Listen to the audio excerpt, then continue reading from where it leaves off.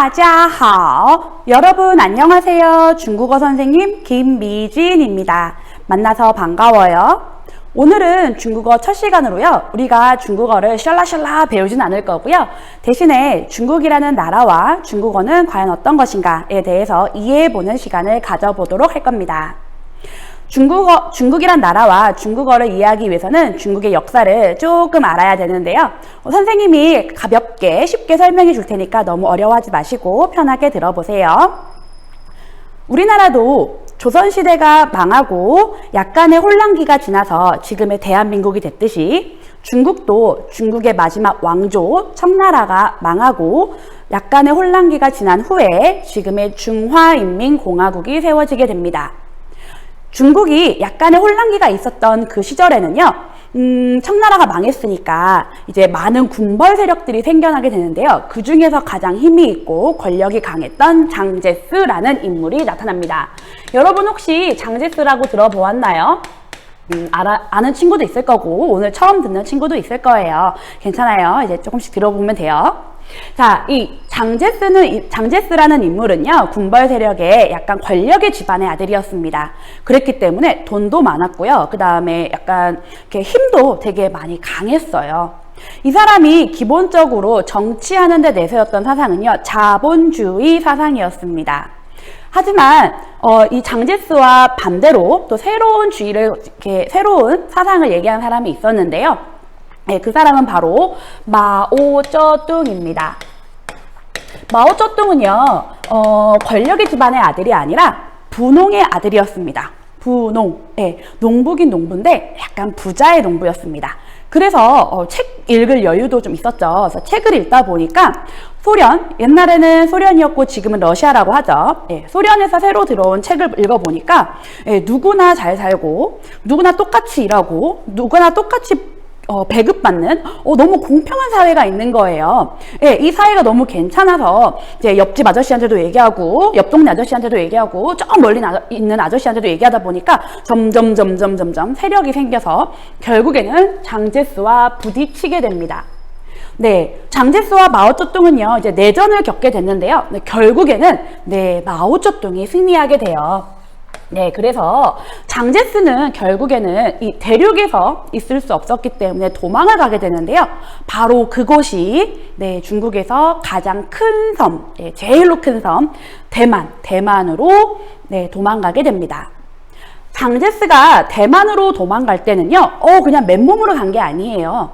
네, 갈 때, 자기의 많은 식솔들이 있기 때문에 식솔들도 다 데려가고, 주변에 자기의 라인이 있죠. 그 사람들도 다 같이 가고요. 그 다음에 중요한 거, 돈을 가져가는데요. 예, 먼저 돈, 금, 나중에 이제 현금성을 할 수 있는 많은 중국의 유물과 보석을 가지고 갑니다. 오, 정말 대단하죠? 그래서 지금까지도요, 타이완에 가게 되면 대만 박물관에 이때 장제스가 가지고 온 수많은 중국의 유물과 보석이 전시되어 있습니다. 선생님이 들어보니까요, 아직까지도 박물관에 한 번도 전시되지 않은 유물들이 많다고 해요. 네, 엄청나게 많은 거죠. 그래서 우리가 대만을 여행하게 될 때는요, 사람들이 꼭 박물관을 가라라고 얘기하는 이유가 바로 여기에 있는 겁니다. 반대로 그럼 우리 중국에 남아있는 것들은 뭘까요? 그쵸, 장제스가 가지고 갈 수 없었던 큰 건축물들, 막 만리장성 이런 거 못 갖고 가잖아요. 그쵸? 그래서 만리장성 남아있고요, 자금성 남아있고요, 그 다음에 서안에 진시황릉 병마용이 남아있고요. 이제 그렇게 큰 건축물들이 중국 내에 유물유적으로 남아있습니다. 여러분들 이제 중국에 여행 갈 때 내가 대륙을 갈 땐 뭘 봐야 되겠고 타이완을 갈 때는 뭘 봐야겠다라는 생각이 좀 드나요? 네. 자, 그 다음에 우리 일단은 마오쩌둥을 봅시다. 마오쩌둥은요 1949년 10월 1일 중화인민공화국을 선포합니다. 예, 이때 이긴 거예요. 예, 1949년 10월 1일 날 이제 중국이라는 나라를 이제 딱 권력을 잡게 되면서요, 제일로 먼저 펼쳤던 정책이 있습니다. 바로 법을 새로 만드는 거죠. 예, 나라를 새로 만들었기 때문에 새로운 룰, 규율을 만들어야 되겠죠. 그게 바로 법을 만든 거였고요. 그 만든 법을 이제 많은 사람들한테 알려줘야 되고 선포를 해야 되기 때문에 언어적인 정책을 합니다. 예, 언어가 큰 매개체가 되죠. 자, 언어 정책을 할 때요. 첫 번째로 했던 게 뭐냐면 바로 한어병음을 만드는 거였습니다. 한어병음이 뭐냐면요. 여러분들 이렇게 중국의 한자를 보게 되면 자, 한자를 바로 외우기가 힘들죠. 네, 중국인들도 많이 힘들었어요. 그래서 바로 이 한자는 어떻게 읽는 겁니다 라고 해서 알파벳을 빌려가지고 와서 중국의 발음 기호를 만들었습니다. 네, 여기서 중요한 거. 이거는요, 영어가 아니라 중국어 한자를 읽을 수 있는 발음 기호입니다. 발음 기호. 이 발음 기호를 자, 한어병음이라고 말을 해요. 이해되셨나요? 자, 그래서 여러분들 중국어를 배울 때 선생님 저는 영어 배우는 것 같아요 라고 얘기하는데요. 삐삐 그게 아니라요. 바로 우리는 중국의 발음 기호, 한자의 발음 기호, 한어병음을 배우는 겁니다. 아셨죠? 자, 그 다음에 두 번째 했던 게 있습니다. 바로 네, 이 한자가 너무너무 어려워요. 예, 지금은 이건 간단한데요. 여러분들 혹시 학교 할 때 이 학자 어떻게 쓰는지 아나요? 자, 배울 요렇게 맞나요? 자, 학교는 이렇게 쓰는데요. 자, 중국 사람들이 이 많은 획순의 한자를 외우기가 너무 힘든 거예요. 자, 그래서 어떻게 했냐? 자, 이제 한자를요. 자, 간단하게 나타냅니다. 어떻게 간단하게 나타내냐? 하나, 둘, 셋, 이렇게 나타냅니다. 오, 보이시나요? 네, 옛날에도 중국에서는 원래 한자를 간추려서 썼었어요. 하지만 그게 공식적으로 쓰진 않았거든요. 그렇지만 자, 마오쩌둥이 중국을 집권하게 되면서부터는요. 한자 간추려서 써도 괜찮아. 내가 공식적으로 인정할게. 괜찮아 라고 얘기했어요. 그게 바로 뭐냐? 이 한자를 간추려서 나타냈다라고 해서 간화자라고 얘기하고요. 같은 말로 어떤 사람들은 간체자라고 얘기합니다. 즉 언어할 때 첫 번째는 한어병음을 만들었고요. 두 번째는 한자를 간단하게 써도 괜찮아 라고 해서 간화자, 간체자, 간화자를 만들었습니다.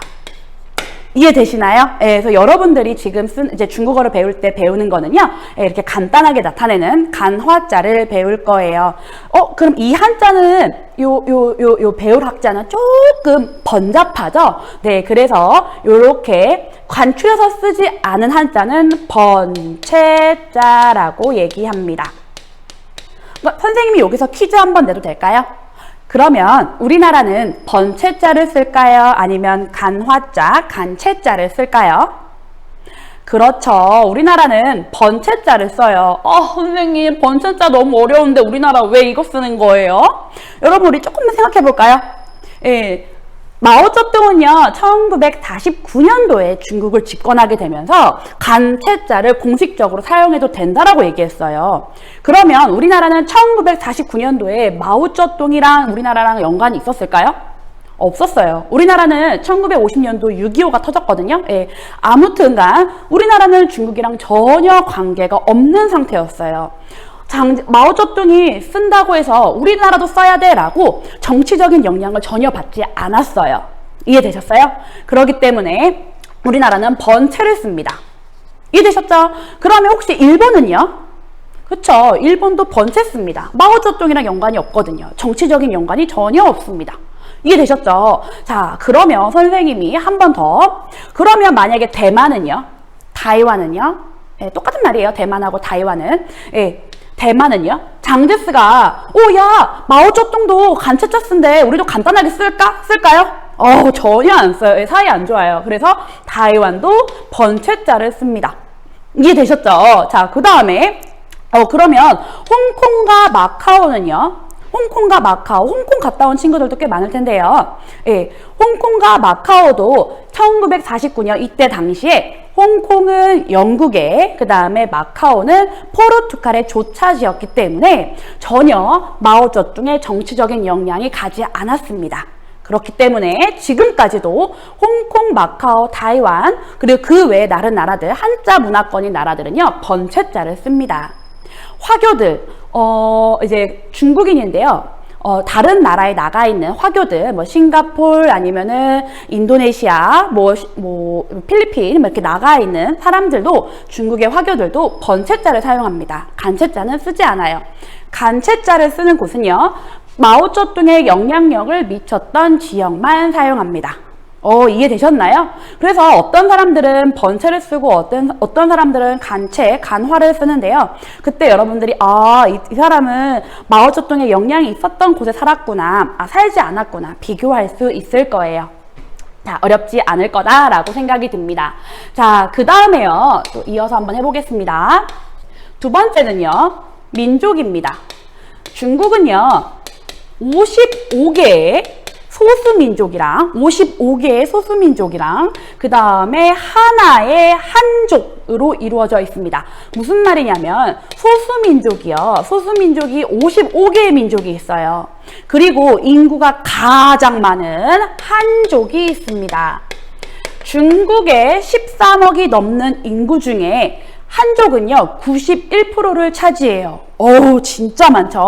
그리고 소수민족은요 55개의 민족이지만 명수는 그렇게 많지 않아요. 우리가 잘 알고 있는 조선족 아시죠? 조선족도 중국의 소수민족 55개의 소수민족 중에 하나입니다.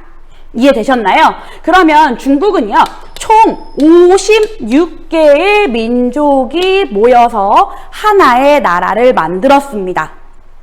이해되셨나요? 자, 그래서 여러분들 만약에 한족이라는 민족이 사용하는 언어를 말할 줄 알게 되면 중국의 91%의 사람들과 얘기할 수 있는 게 당연한 것 맞나요?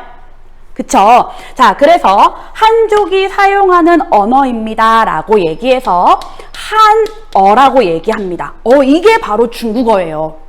91%의 사람들과 얘기할 수 있기 때문에 이게 한어고요. 자, 그 다음에 마오쩌둥이요. 이 한어 플러스 중국의 수도 어디죠? 그쵸? 중국의 수도 베이징 말을 기준으로 삼아서 중국의 표준어, 그쵸? 중국의 표준어를 만듭니다. 그 표준어를 뭐라고 하냐면은 바로 보통화라고 얘기합니다. 보통화. 자, 중국어로는 부통화라고 얘기하기 때문에 부통화, 보통화 둘 다 같은 말이에요. 됐죠? 우리 책에서는 보통화라고 나옵니다. 중국어의 표준어는 뭐가 된다고요? 중국어의 표준어를 말하는 말은 좀 겹쳐서 쓰겠습니다. 표준어는 보통화라고 얘기합니다. 그리고 한족이 사용하는 언어는 뭐라고 합니까? 한어라고 얘기합니다. 이해되셨어요? 표준어는 보통화, 한족이 사용하는 언어는 한어. 그래서 우리가 중국어를 배울 때는요, 나는 중국어를 말할 수 있어요 라고 한국어로 얘기하지만 중국어로 표현할 때는 나는 보통화를 말할 수 있어요, 또는 나는 한어를 말할 수 있어요 라고 표현합니다. 이해되셨어요? 나는 중국어를 말할 수 있어요 라고 바로 중국어로 말하게 되면 중국인들이 뭐라고? 약간 이렇게 듣는 경우가 있어요. 정확한 표현은 한어 또는 표준어 보통화라고 얘기합니다. 이해되셨죠? 자, 여기까지 하고요. 우리 마지막으로 중국의 맛있는 음식에 대해서 조금 얘기해 보고자 합니다. 자, 중국은요, 지역이 매우 넓기 때문에 지역마다 음식이 되게 가지각색으로 맛있는 게 있는데요. 선생님이 오늘은 첫 시간이기 때문에 딱 4군데, 대표적인 4군데에 대해서 설명해 드리도록 하겠습니다. 자, 중국에서 첫 번째, 중국의 수도 어디죠? 그쵸? 아까 얘기했던 베이징. 자, 베이징 보겠습니다. 베이징에서 유명한 음식입니다. 세 번째 음식. 자, 자리가 작기 때문에 선생님이 왔다 갔다 하면서 쓸게요. 자, 음식. 자, 베이징의 유명한 음식은 뭘까요? 그쵸? 가오야입니다. 가오야.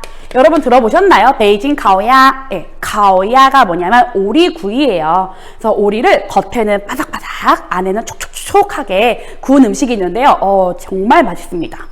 자, 두 번째는 어디냐면요. 여러분이 잘 아는 도시 상하이입니다. 상하이는 위치가 여기에 있고요. 네, 상하이의 유명한 음식은요, 따자시에라고 해서 털개 요리가 유명합니다. 게 요리라고 할게요. 털개 요리. 정말 맛있습니다. 여러분이 상해에 가게 되면은 한번 먹어보도록 하세요. 자, 그 다음에 우리가 잘 알 수도 있고 지나가면서 많이 봤을 수도 있는데요. 바로 스촨입니다. 자, 스촨의 중요한 맛있는 음식은 뭐냐면 유명하기도 해요. 훠궈입니다. 훠궈 들어본 친구 많을 거예요. 자, 훠궈는요 중국식 샤브샤브인데요.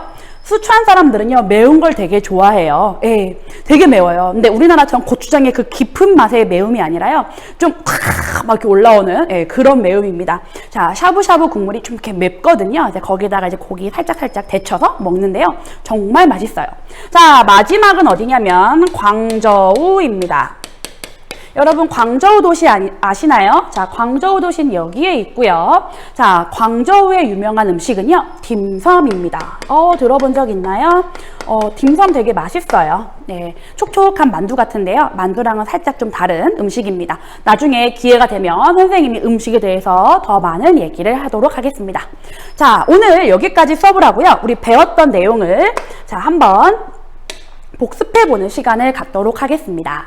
자, 중국에 대해 얼마나 이해했는지 확인해 봅시다. 선생님이랑 같이 한번 다 풀어볼까요? 네, 한번 해보도록 하겠습니다. 자, 첫 번째, 중국어의 표준어를 가리키는 명칭은 무엇인가요? 라고 나왔거든요. 예, 빨리 푼 친구들은 벌써 다 풀었을 거예요. 자, 중국어의 표준어 뭘까요? 그쵸, 보통화. 표준어는 보통화라고 얘기했습니다. 됐죠? 자, 그 다음에 중국어의 발음 표기법은 뭘까요? 중국어의 발음 표기법, 그쵸? 영어가 아니라 발음, 알파벳을 빌려가지고 와서 한자의 발음을 표기하였습니다. 한어병음입니다. 자, 그리고 중국의 정식 국가 명칭은 무엇일까요? 네, 차이나는 영어죠. 중화인민공화국이 정답이 됩니다. 자, 그 다음에 우리 밑에 내려가서 복잡한 획순을 줄인 한자의 명칭은 무엇입니까? 복잡한 획순. 자, 선생님이 복잡한 획순을 자, 간단하게 표현했다고 얘기했죠. 간단하게 표현했다 뭐예요? 그쵸, 간화자가 정답이 됩니다. 그 다음, 세계에서 인구가 가장 많은 나라는 그쵸, 선생님이 중국의 인구는 13억이 넘는 인구라고 아까 얘기했는데 기억날까요? 네, 중국입니다. 그리고 중국의 단일 민족 구성, 중국의 민족 구성은 어떻게 되나요? 중국은 단일 민족인가요? 아니면은 한족을 포함한 56개 민족이라고 했나요? 그쵸. 55개의 소수 민족하고 인구수가 가장 많은 한족이 합쳐져서 총 56개의 민족이라고 얘기했습니다. 자, 그 다음 중국어에서 성조의 개수는 선생님이 얘기는 안 했지만 중국어는 음의 높낮이가 있는 성조를 배우게 되는데요. 우리 다음 시간부터 배울 거예요.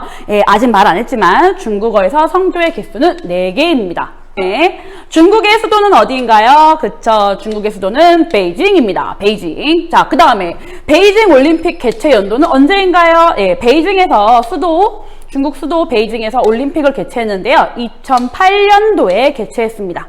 중국인들은요, 숫자 8을 되게 좋아해요. 예, 숫자 8이 약간 부자가 되는 번호다라고 해서, 부자 되게 해주는 번호다라고 해서 8을 되게 좋아하는데요.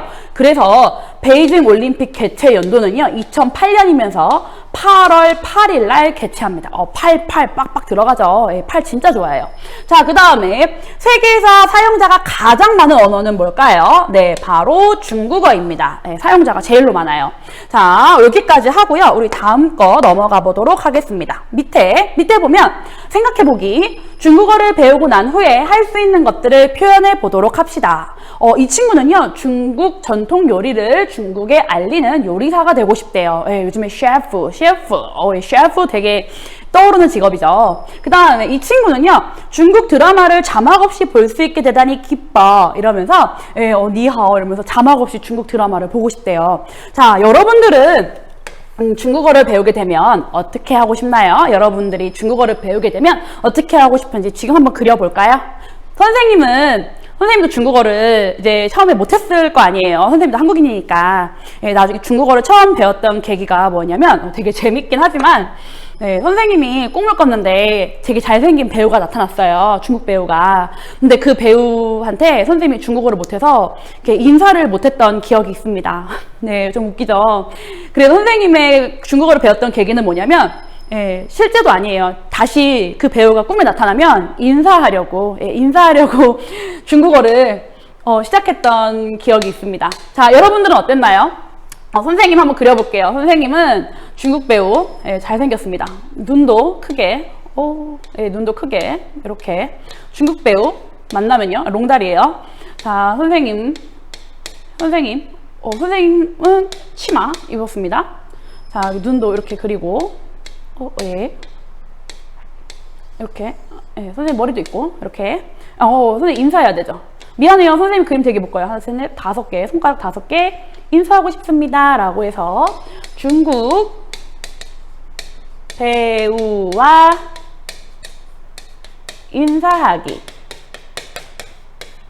선생님은 이렇게 써봤어요. 자, 여러분은 어떤 중국어를 배우면 어떤 걸 하고 싶은지 한번 여기다가 그려보는 거 어떨까요? 자, 오늘 수업은요 여기까지 하고요. 우리 다음 시간에 다시 만나도록 해요. 네, 수고하셨습니다. 大家辛苦了，再见。